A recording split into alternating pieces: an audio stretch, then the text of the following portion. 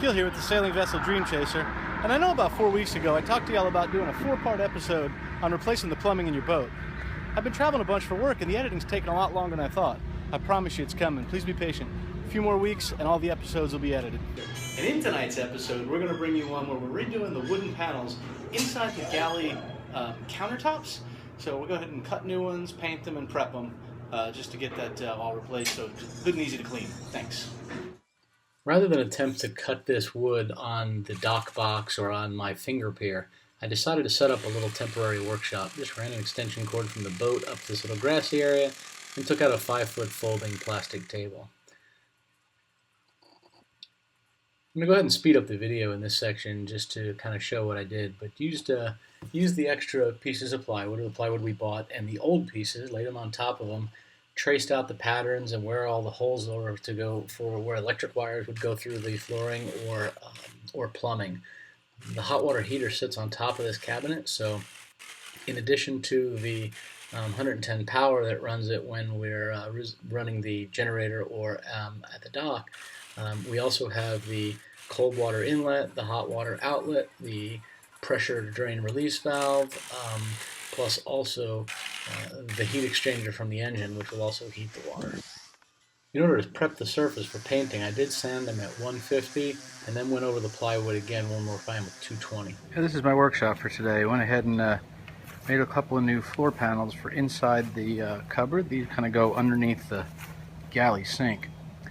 The old ones were a little bit wet from over time, leaks and whatnot. So now that we've got those fixed, went ahead and made some new floor panels. They're cut with all the openings where hoses and wires need to go through, and then we'll actually put top coat on this. We're going to paint it essentially with top coat, it'll make it much easier to wash or clean, and it'll be a nice bright white, so it'll help light up the cabinets a little bit.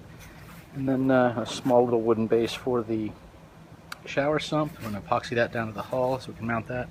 And then here's the new marble countertop for the forward head. So I just had to cut a wooden base for that.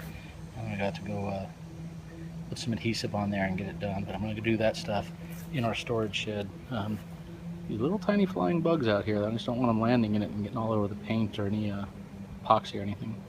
The old saying is, if you live on a boat, you have a storage shed. And we have a storage shed. We're also installing a new shower sump that's going to service the forward head. It's going to take the drain water from the sink as well as the shower and ultimately store it and then pump it overboard.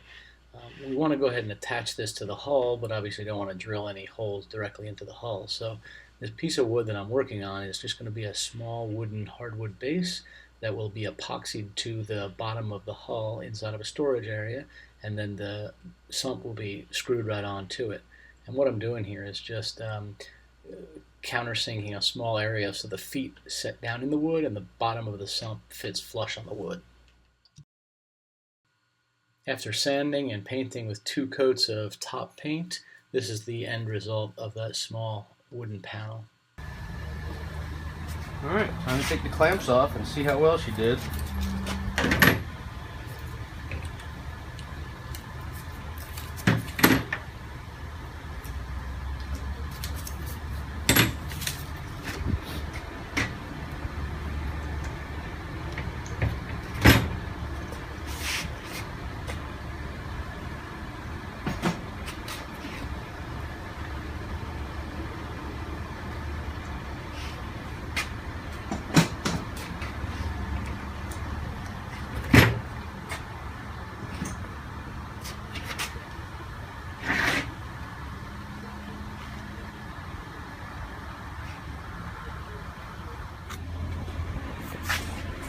Looks good.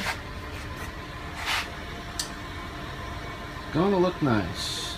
Gonna look nice. Look nice with the brushed bronze fixtures.